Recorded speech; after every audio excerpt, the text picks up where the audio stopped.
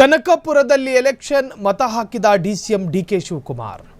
ತಾಲೂಕು ವ್ಯವಸಾಯೋತ್ಪನ್ನ ಮಾರಾಟ ಸಂಘದ ಚುನಾವಣೆ, ಅದು ಮುಂದಿನ 5 ವರ್ಷದ ಅವಧಿಗೆ ನಡೆದಿರುವಂತಹ ಚುನಾವಣೆ. ಕನಕಪುರದಲ್ಲಿ ಎಲೆಕ್ಷನ್ ಮತ ಹಾಕಿದ ಡಿಸಿಎಂ ಡಿಕೆ ಶಿವಕುಮಾರ್.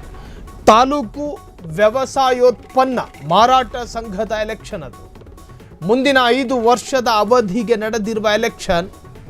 ಆ ಎಲೆಕ್ಷನ್ಗೆ ಸಂಬಂಧಪಟ್ಟ ಹಾಗೆ ಮತಗಟ್ಟೆಗೆ ಬಂದು ಮತದಾನ ಮಾಡಿದ ಡಿಕೆ ಶಿವಕುಮಾರ್ ಕನಕಪುರಕ್ಕೆ ಹೋದ್ರು, ಮತ ಹಾಕಿದ್ರು. ಮತದಾನ ಮಾಡಿ ಮನಬಿಚ್ಚಿ ಮಾತಾಡಿದ ಡಿಕೆ ಶಿವಕುಮಾರ್.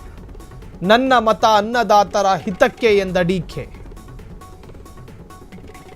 ನಾನೊಬ್ಬ ರೈತ ಮತ್ತು ರೈತರ ಹಿತಚಿಂತಕ. ರೈತರ ಬಗ್ಗೆ ಮಾತಾಡಿದ ಡಿಸಿಎಂ ಡಿಕೆ. ಕನಕಪುರದಲ್ಲಿ ಎಲೆಕ್ಷನ್ ಆಯಿತು. ಆ ಎಲೆಕ್ಷನ್ಗೆ ಸ್ವತಃ ಡಿಕೆ ಶಿವಕುಮಾರ್ ಕನಕಪುರಕ್ಕೆ ಹೋದರು. ತಾಲೂಕು ವ್ಯವಸಾಯೋತ್ಪನ್ನ ಮಾರಾಟ ಸಂಘದ ಎಲೆಕ್ಷನ್ನಲ್ಲಿ ಯಾರಿಗೆ ಹಾಕಬೇಕು ಅನ್ನೋದನ್ನು ಅರಿತು ಅವರಿಗೆ ಮತ ಹಾಕಿ ಅಲ್ಲಿಂದ ಬಂದಿದ್ದಾರೆ.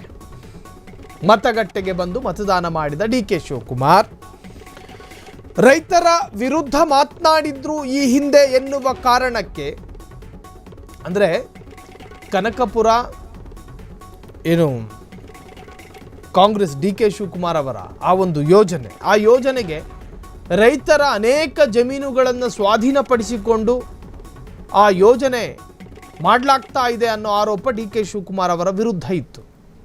ಅವತ್ತಿನ ಕಾರ್ಯಕ್ರಮದಲ್ಲಿ ಆ ಪ್ರತಿಭಟನೆ ನಡೆಯುವಂತಹ ಸ್ಥಳಕ್ಕೆ ಡಿಕೆ ಶಿವಕುಮಾರ್ ಹೋದರು, HC ಬಾಲಕೃಷ್ಣ ಇದ್ದರು.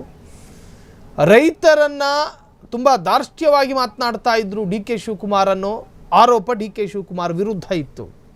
ರೈತರನ್ನು ದರ್ಪದಿಂದ ಮಾತನಾಡಿಸ್ತಾರೆ, ರೈತರ ಪ್ರತಿಭಟನೆಗೆ ಬೆಲೆ ಕೊಡ್ತಾ ಇಲ್ಲ, ನೀವು ಏನು ಬೇಕಾದರೂ ಮಾಡಿ, ನಾನು ನನ್ನ ಯೋಜನೆಯನ್ನು ಕೈ ಬಿಡಲ್ಲ ಅಂತಾರೆ.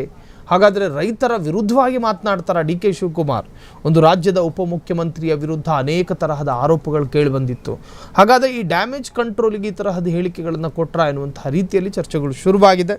CM ಬದಲಾವಣೆ ಚರ್ಚೆಯ ಹೊತ್ತಿನಲ್ಲೇ ಕನಕಪುರದಲ್ಲೊಂದು ಎಲೆಕ್ಷನ್ನು. ಆ ಎಲೆಕ್ಷನ್ಗೆ ಸ್ವತಃ ಡಿಕೆ ಶಿವಕುಮಾರ್ ಹೋಗ್ತಾರೆ.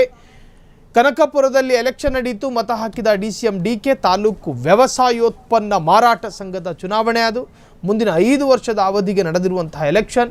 ಮತಗಟ್ಟೆಗೆ ಬಂದರು, ಮತದಾನ ಮಾಡಿದರು. ಮತದಾನ ಮಾಡಿದ ನಂತರ ಮನಬಿಚ್ಚಿ ರೈತರ ಪರ ಮಾತನಾಡ್ತಾರೆ.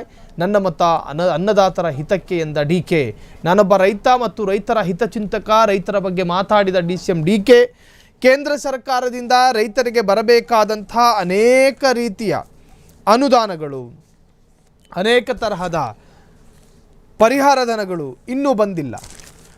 BJP ರೈತ ವಿರೋಧಿ, ಕಾಂಗ್ರೆಸ್ ಅಲ್ಲ ಅನ್ನೋ ತರಹದಲ್ಲಿ ಮಾತನಾಡಿದ್ರು. ಇನ್ನು ಮೆಕ್ಕೆಜೋಳ ರೈತರ ಪರ ಹೋರಾಟಕ್ಕೆ ಮಂಗಳವಾರ BJP ಮತ್ತು JDS ಪ್ರವೇಶ ಮಾಡ್ತಲ್ಲ, ಆ ವಿಚಾರವನ್ನು ಕೂಡ ಅಲ್ಲಿ ಮೆಲುಕು ಹಾಕೋ ಪ್ರಯತ್ನವನ್ನು ಮಾಡಿದ್ರು.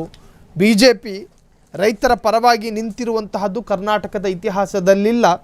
ಕೇಂದ್ರದಿಂದ ಅದೆಷ್ಟೋ ಅನುದಾನಗಳು ಬರಬೇಕಾಗಿದೆ. ರೈತರ ಅನುದಾನ, ಮಳೆ ಅನುದಾನ, ಅದು ಬಾರದೆ ಹಾಗೆ ಮೊಟಕಾಗಿದೆ. ಅದಕ್ಕೆ ಕಾರಣ ಅವರಲ್ಲಿರ್ತಕ್ಕಂತಹ ರೈತ ವಿರೋಧಿ.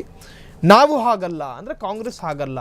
ತನ್ನ 45-50 ವರ್ಷದ ಆಡಳಿತಾವಧಿಯಲ್ಲಿ ಕಾಂಗ್ರೆಸ್ ರೈತರ ಪರವಾಗಿಯೇ ನಿಂತಿದೆ. ಇವತ್ತೂ ಪರವಾಗಿ, ನಾಳೆನೂ ಪರವಾಗಿ, ಮುಂದೆಯೂ ಕೂಡ ರೈತರ ಪರವಾಗಿ ನಿಲ್ಲುತ್ತೆ ಅಂತ ಹೇಳಿ ಡಿಕೆ ಶಿವಕುಮಾರ್ ತನ್ನ ಭಾಷಣದಲ್ಲಿ ರೈತರ ಪರ ಉಲ್ಲೇಖ ಮಾಡಿದರು. ಕ್ಷಣ ಕ್ಷಣದ ಸುದ್ದಿಗಳಿಗಾಗಿ ಫ್ರೀಡಂ ಟಿವಿ ಸಬ್ಸ್ಕ್ರೈಬ್ ಮಾಡಿ, ಲೈಕ್ ಮಾಡಿ ಹಾಗೂ ಫಾಲೋ ಮಾಡಿ. ಹೊಸ ಸುದ್ದಿಗಳ ನೋಟಿಫಿಕೇಶನ್ಗಾಗಿ ಬೆಲ್ ಐಕಾನ್ ಮೇಲೆ ಕ್ಲಿಕ್ ಮಾಡಿ.